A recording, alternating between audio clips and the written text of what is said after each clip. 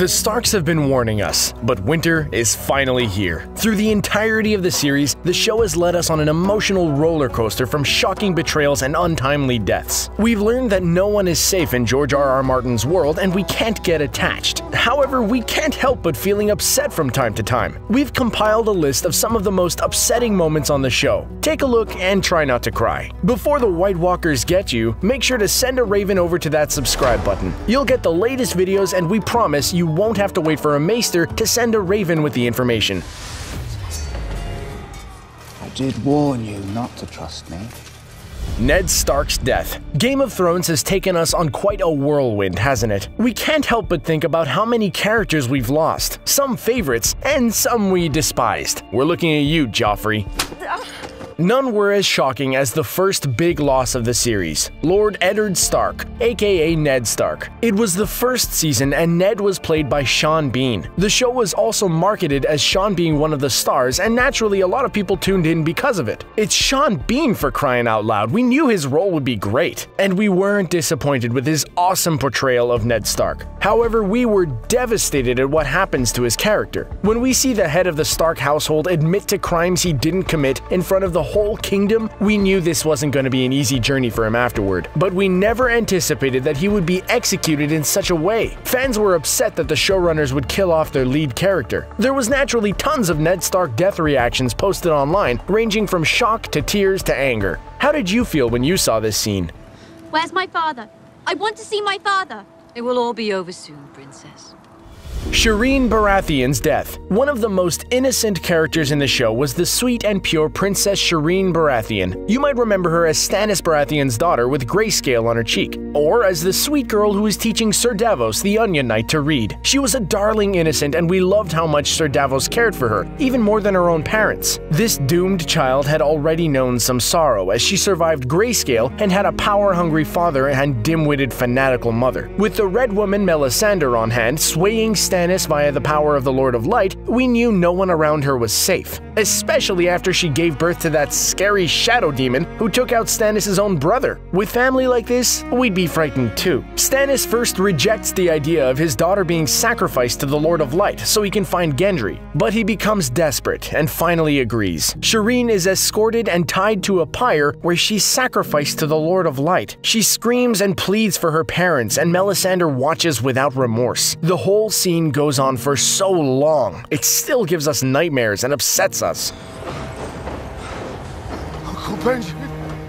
Uncle Benjen's death. As Season 7 wrapped to a close, one episode in particular was memorable for being upsetting on so many levels. When Jon Snow and company decided to be silly and try to go grab a White Walker to take his proof to Cersei, all heck breaks loose. The men are stranded on an island of ice as White Walkers and the Night King surround them. We think the White Walkers would have realized much faster that the water had frozen over and tried to overrun them without the Hound throwing a rock. But that's besides the point. Aside from how ridiculous this ice scene was, one of the moments that made our hearts flutter was Jon Snow's rescue. We were stressing until we saw a hooded figure swinging a chain with fire at the end. We rejoiced when we found out it was Uncle Benjen. Yay! He returned! Jon was saddled on Benjen's horse, and when Jon asked him to join, he said there was no time. Excuse us, but of course there was time. Just get on the horse with Jon and keep swinging your ball of fire. Maybe he should have said, "I can't, I'll slow you down." But fine, we'll let it go. Do you think this was the end for Benjen? Lord Commander, it's one of the wildlings you brought back. Says he knows your Uncle Benjen. Says he's still alive. Jon Snow's death. The most loved and heroic character has to be Jon Snow. We've loved him since day one, and honestly, how could you not? He was sweet and pure of heart, albeit a tad bit proud and cocky, but he went from withstanding some mad side-eye and constant snarky comments from Lady Catelyn Stark to finally joining the Night's Watch. The Night's Watch proved to be a harsh teacher, and we learned that poor Jon just can't catch a break. One of the most upsetting moments in the series came when Jon Snow was killed. For those who didn't read the books, they totally didn't see it coming. Ollie ran to tell Jon Snow that his uncle Benjen had finally returned after going missing beyond the wall. At that moment, we were excited, but then we found out it was all a mutiny. Some of the men refused to accept Jon's leadership, especially Alliser Thorne, who was the first of many to stab Jon while repeating the phrase, "For the Watch." The last of these was from Ollie, who was salty about Jon making peace with the wildlings. Although many of us were left screaming internally and externally at Jon's death, he was luckily brought back to life by Melisandre. But much like Jon's scar, we still have the scene permanently burned in our brains. My king has married, and I owe my new queen a wedding gift.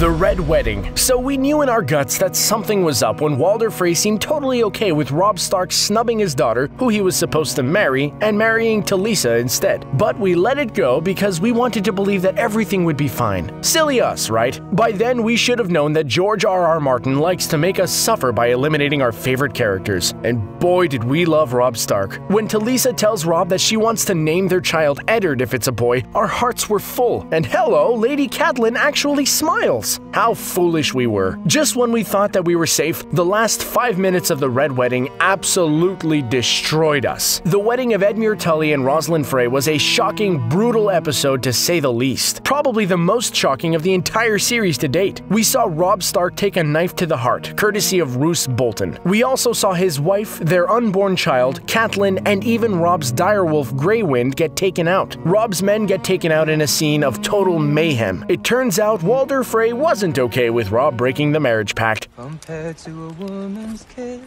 for hands of gold are always cold, but a woman's hands are warm. Ed Sheeran's cameo. The much-anticipated Season 7 premiere called Dragonstone was met with much excitement. However, there was a cameo made by a certain famous singer that left some fans pretty upset. You might have heard of Ed Sheeran? We joke, of course you have. The 26-year-old famous pop star appeared briefly as a Lannister soldier. While Arya was making her way back to King's Landing on horseback, she hears a song, Hands of Gold, and encounters soldiers sitting around a campfire. Arya shares a bit of dialogue with Ed Sheeran's character and his soldier comrades. They even laugh as she states that she's on her way to kill the queen. All in all, an okay moment. The cameo elicited a mix of praise and criticism on social media. Sure, the scene was arguably unnecessary, but so were the upset reactions. The hate online was totally unwarranted, and some fans speculated that it was the reason why he quit Twitter for a while. Why hate on the guy? If you could appear on Thrones, wouldn't you? We wouldn't a heartbeat. Who comes to claim her?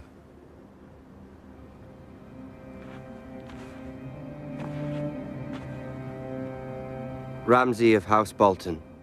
Sansa's wedding night. The event of the wicked and practically evil Ramsay Bolton marrying anyone is in and of itself upsetting. But when the creative decision makers in the television series decided to make Sansa marry the loathsome character, well, naturally fans raged. Which naturally will happen no matter what. You can't please everyone, especially when there's such a dedicated fan base for the novels. TV shows or film adaptations won't compare to the novels because they're totally different mediums. Game of Thrones also began departing from its source material, which was upsetting to those who knew that Ramsay actually marries a different Stark, or rather Sansa's childhood friend Jane Poole, who is masquerading as Arya. Needless to say, her treatment in the books is awful. It's not that Sansa was supposed to still be in the Eyrie when her storyline ends in a feast for crows, it's the horrific consummation of her and Ramsay's marriage on the wedding night that angered fans. Hasn't she suffered enough? Showrunner David Benioff defends Sansa's character arc by saying that it made sense to give Sansa a dramatic storyline because of actress Sophie Turner's strength. Well, at least they had some thought behind their decisions. Not what you're looking for. I have hundreds of men here at Winterfell, all loyal to me. They're not here now. Arya and Sansa's confrontation. For anyone that has siblings, they know that sibling rivalry is a normal thing, but leave it to Game of Thrones to take it to a whole new level. Since the death of Ned Stark, we saw the Stark children get separated from one another, and after the Red Wedding, they lost hope of ever seeing each other alive again. We've been following the journey of the Stark sisters as they've survived all the perils they've faced, and rooted for them to be reunited. Finally, the last living Starks were united after Jon Snow reclaimed Winterfell in the Battle of the Bastards. With Sansa's help, of course. Both sisters have been through a lot, met and learned that they cannot trust anyone. But when Arya discovered the letter Sansa sent Robb, her view of Sansa changed from a sister she could trust to a woman who would stop at nothing to be a queen. Vice versa, Sansa saw how vicious and terrifying Arya was becoming and chose to not trust her. What's disappointing aside from almost the entirety of episode 6 of season 7 is that these two proud Starks should be understanding of what they've both gone through and what has happened to them. But somehow their bickering is uncharacteristic and feels too dramatized, forced, and annoying. Oh no, hurry! Oh no! Hold the door. Probably one of the most heartbreaking scenes in Game of Thrones, aside from the Red Wedding, had to be Hodor's. The gentle giant who communicated by only speaking his name was a fan favorite. He was probably the most peaceful and innocent character in the series. In his last episode, Hodor, played by Christian Nairn, was killed holding the door to the cave of the Three-Eyed Raven so Mira and Bran could escape. The scene was doubly devastating because we learned that Hodor's condition was actually caused by Bran. Bran was warging into the past while in present day the White Walkers and Night King were trying to get inside the cave. When Mira calls for him to wake up and shouts for Hodor to help, Bran tries to warg into Hodor, but he accidentally ends up warging into Willis. In present day, Mira carts out Bran and shouts at Hodor to hold the door, which echoes into Bran's flashback travel. The wires crossed, which resulted in Willis having some sort of seizure as he witnessed his future self's death as he was told to hold the door. Hodor! Hodor! Hodor! Hodor! We still can't get over this. How about you? I'm sorry. I'm so sorry. Vissarion the Dragon. We can all agree that there was a collective upset after the semi-final episode of Season 7. From Arya hiding her masks under her bed like a cartoon villain, to Benjen dying, there were quite a few reasons to be upset. So much that the episode could have its own list of upsetting moments. When Daenerys came to the rescue with her 3 dragons, we were hoping for an awesome victory. But alas, as we know in our beloved show, no one is safe. The villainous Night King set his sights on one of Dany's dragons that was flying around. We're still crying. But to make matters worse, Vissarion was resurrected as part of the army of the dead, as we saw at the end of the episode once his eye opened up blue. However, the most upsetting part is that the Night King had a perfectly good shot at a static dragon that was being loaded with everyone important, but instead chose to hit the one that was moving. Come on now, what's up with that? Madness.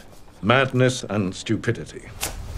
Well, there you have it. Those were some intense moments in Game of Thrones, don't you think? Which ones did you find the most shocking? Which were you bothered by? Did we miss any? Let us know your thoughts in the comment section below. If you enjoyed our video, don't forget to like and share, and take a look at some more awesome vids in our playlist. And as always, thanks for watching.